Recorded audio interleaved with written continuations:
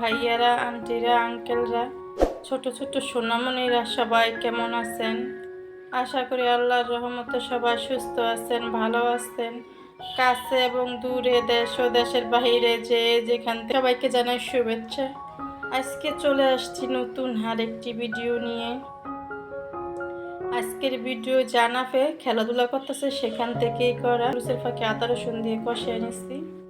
এখন দিয়ে দিচ্ছে একটা ইলিশ মাছের মাথা। এই ইলিশ মাছ আর অনেক দিন আগে নিয়ে আসছিল, ফ্রিজে একটা মাথা রেখে দিচ্ছি, মনে ছিল না, আজকে নামিয়ে নিচ্ছি। আর নামিয়ে রেখেই গেছি।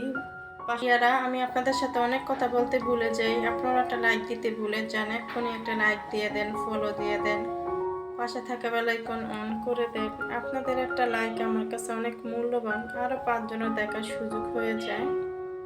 আপনারা বেশি বেশি করে আমাকে কমেন্ট করবেন, প্রত্যেকটা কমেন্টের উত্তর আমি দেই। তাদের ভিডিও দেখে আমি সবার ভিডিও দিয়ে ফলো দিয়ে ভিডিও দেখি। আমি চাই সবাই যেন আমার ভিডিও ফলো দিয়ে, লাইক দিয়ে, শেয়ার দিয়ে ফুল ওয়াচ করে দেয়। তো শাকটা মাখা হয়েছে, নামিয়ে নিচ্ছি। এখন আটা তরকারি রান্না করব। ওই যে বললাম শীতের সবজি নিয়ে আসছি, আজকে একটু শীতের সবজি রান্না করব। ফাঁকি মরিচের ফাঁকি লবণ এগুলো কষিয়ে নিছি। এখন দিয়ে দিচ্ছি ফুলকপি, সিম, আলু, মূলা। এগুলো কিন্তু শীতের ভিতরে খেতে খুব ভালো লাগে।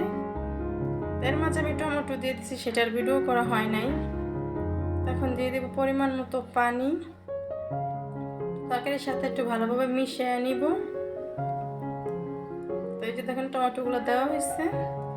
টমেটো দিলে কি কালার সুন্দর হয়ে, দেখতে ভালো লাগে, খেতে আমার কাছে খুব ভালো লাগে। এখন চলে আসছে বলক। এখন একটু লাড়া দিয়ে দিব। শীতের সবজি অনেক সুন্দর ঘেরান আসে, তারপর যদি ধনেপাতা দিলে আরো বেশি ঘেরান আসে, খুব ভালো লাগে গরম ভাতের সাথে। এখন তো অত শীত পড়ে না, কিন্তু গ্রামে অনেক শীত হয়। মাঝে মধ্যে গ্রামে যদি সবাইকে ফোন দেয়, মামার বাসায়, চাচাদের বাসায়, বলে কি অনেক শীত হয়ে পড়ছে। আমি বলি কি ঢাকাতে এখন ওরকম ভাবে শীত আসেই নেই। তখন দিয়ে দিচ্ছি ধনেপাতা। এখন ঢাকনা দিয়ে রান্না করে নিব। এই তো আমার রান্না হয়ে গেছে, একটু মাখা মাখা হলে নামিয়ে নেব। আজকে হচ্ছে যে শাক আর নিরামিষ। এখানে 2-3 দিনের ভিডিও একসাথে করা। তো আমি রুমগুলা গুছিয়ে নিছি, গোছানোর টাইমে আর ভিডিও করি নাই,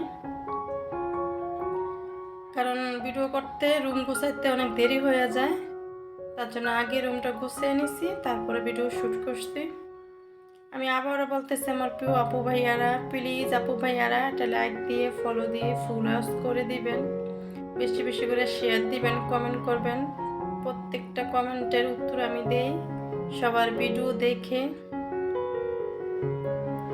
এই রুমটাও গুছিয়ে নিচ্ছি। আর আনাফে বসে বসে মোয়া খাই। আচ্ছা, ভাত বসিয়ে দিচ্ছি। রান্না করার পরে কিন্তু অনেক হাঁড়ি পাতিল হয়, সেগুলো ধুয়ে মুছে একদম পাকের ঘর পরিপাটি করে ফেলছি।